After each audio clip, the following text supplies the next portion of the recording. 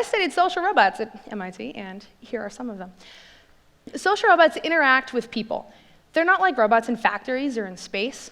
And I wanted to know how we could use this new technology to support kids' learning. So I took these robots, these fluffy robots, to preschools, where they played storytelling games with kids. And one day, I was bringing this 5-year-old back to the storage closet where we had the robot set up, and he's dragging his feet. He looks really grumpy. I say, Tom, I'm going to call him Tom, what's up? And he looks at me, and he says, I hate school. I'm like, really? You're in kindergarten. Kindergarten is when you have the most fun, the most play, the most recess. Tom already hates it. And the thing is, he wasn't the only kid with this story. Like, these kids are telling me that school is boring. In national surveys, kids are less happy in school than in any other setting. Suicide and depression rates are up to 100% higher in school months than in the summer. And over 80% of high school students say that school is their main source of stress.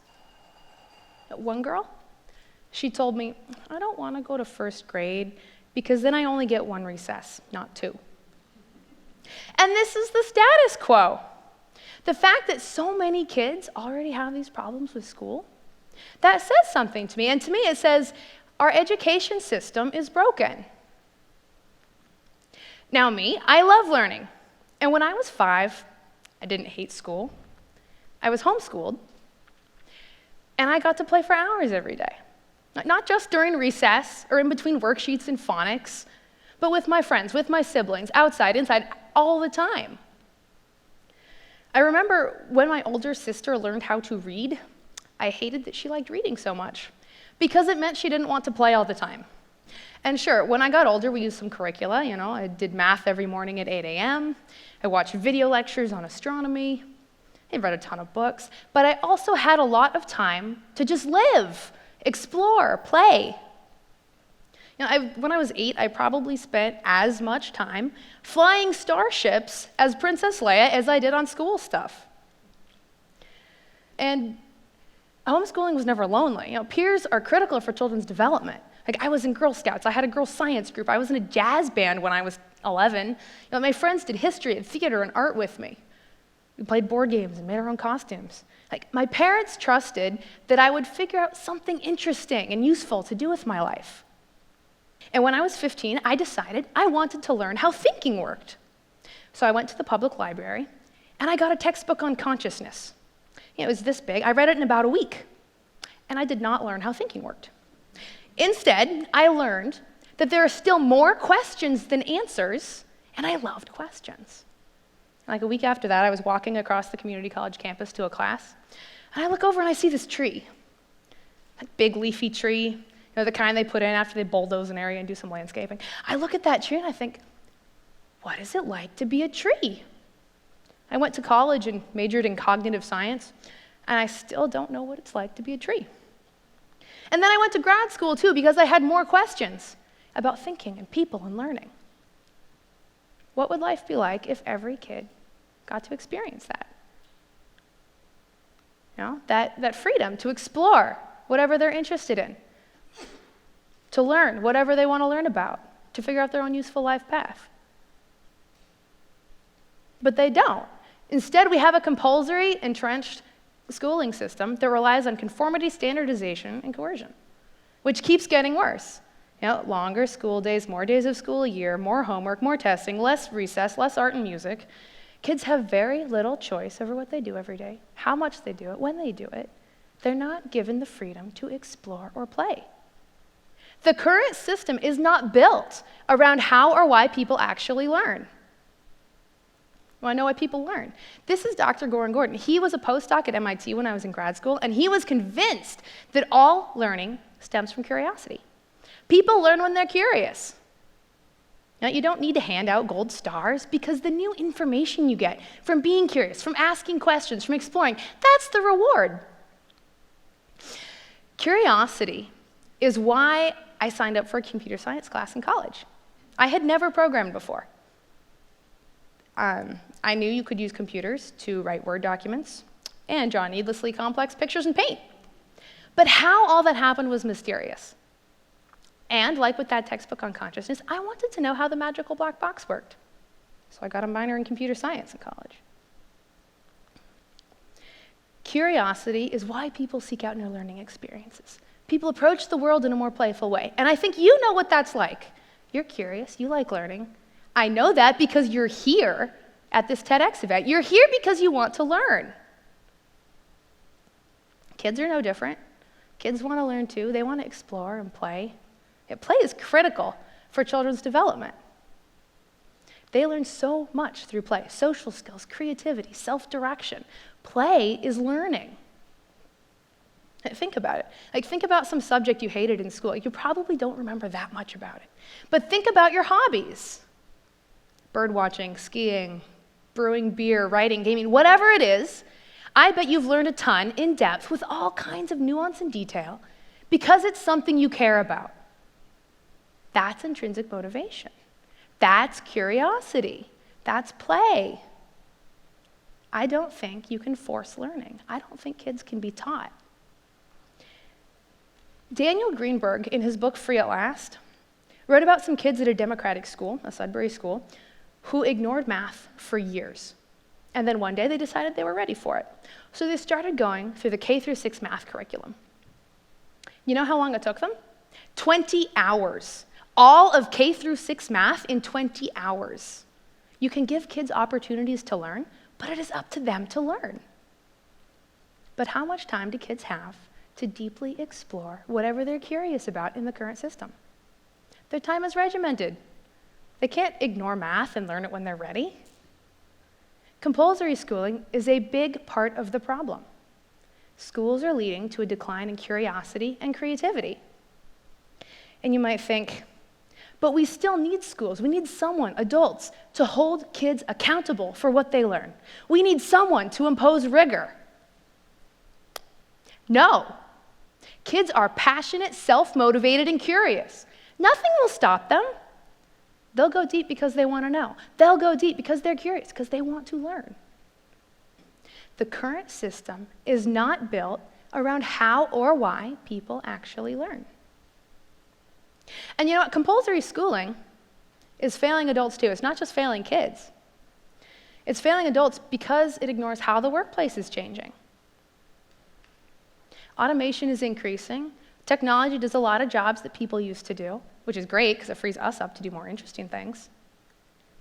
As we enter the imagination age, the value of human knowledge, creativity, imagination increases dramatically. A lot of future jobs are going to depend on people who are curious, who know how to learn and adapt. That's what education should prepare us for. Kids need to stay curious. They need to keep learning and exploring, inventing. I've heard parents tell their kids, "Oh, sorry, honey, you have to do a bunch of boring stuff in school that you don't like, because you'll have to do a bunch of boring stuff in your job later." At least adults with boring jobs get paid. And that mindset ignores motivation. If kids don't want to do that homework because it has no value, it doesn't mean anything to them. But if you're intrinsically motivated, you'll get through the boring stuff fine. I was a competitive fencer for years. Some of the blade work drills, doing 100 lunges, some of that practice is just plain, boring, repetitive work. But you do it, and you know it's worth it because it's in service to something you care about, something you believe in. Kids, like adults, don't mind doing boring, repetitive practice if it's for a good cause. So why don't we let kids play, Explore, figure out what's interesting or relevant. Figure out their own useful life path. Because that's what education is all about. Education isn't, the goal in itself. Education isn't what someone else thinks you need to know. Education is you learning because you want to know, because you're curious. Education is you learning because you need to know, to do something else you want to do. Education is play. So what if we let kids educate themselves? What if we let kids stay curious and creative and playful? What if self-directed education, child-led education, was the default, not the exception? We have the resources now. Technology is the biggest game changer, you know. Internet, online courses and videos, far-reaching distributed communities, ed tech tools. There's a lot going on in that space. Kids can find whatever information they want to learn far more easily now than ever before. Families can connect with each other, with local communities. You know, just recently I spoke with Carrie McDonald. She's Harvard-educated, mother of 4. She's written a ton about unschooling and alternative education. And she's working on an ed tech startup, too, that is going to connect families with local spaces, local educators. There is a lot happening in the technology space right now. Like even my research, those fluffy robots. You know, we're moving in the direction of being able to use personalized technology to support individual learners on their own learning paths. And I can talk a lot about AI and robots.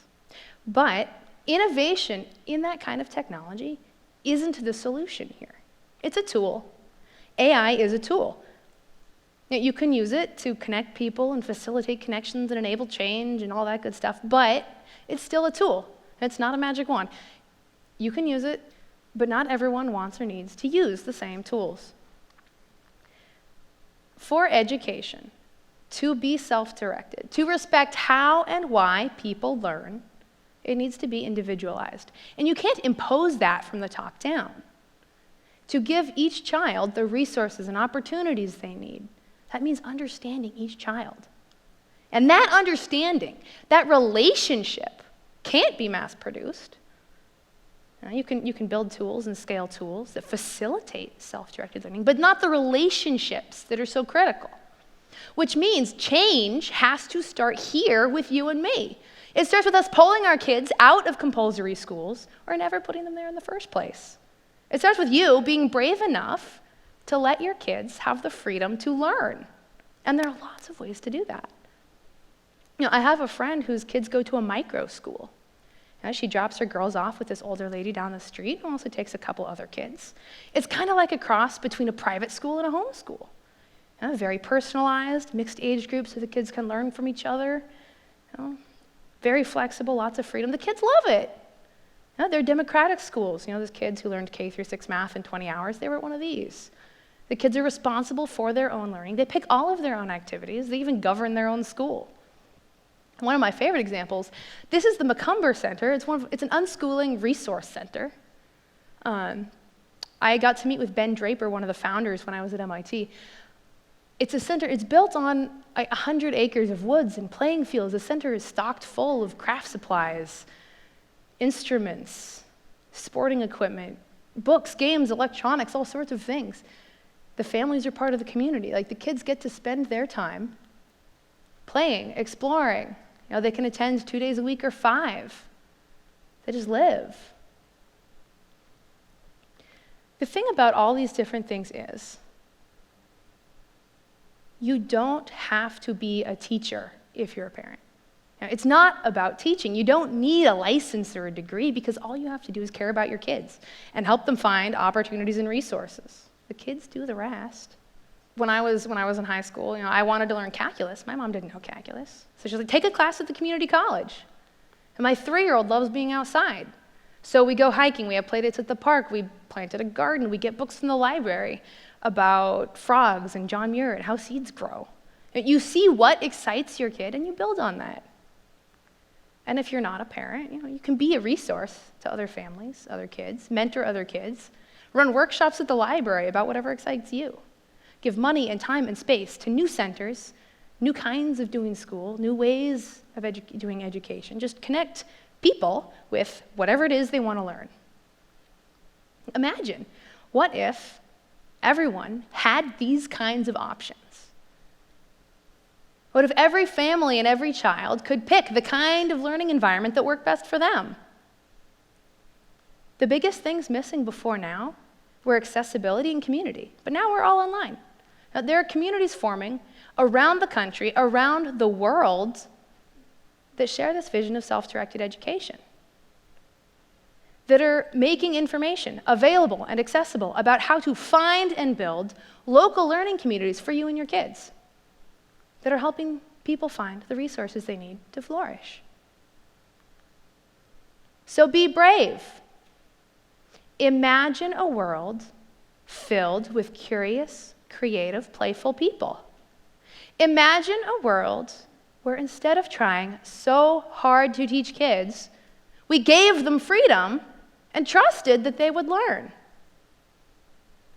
Because kids can't be taught, but they love to learn.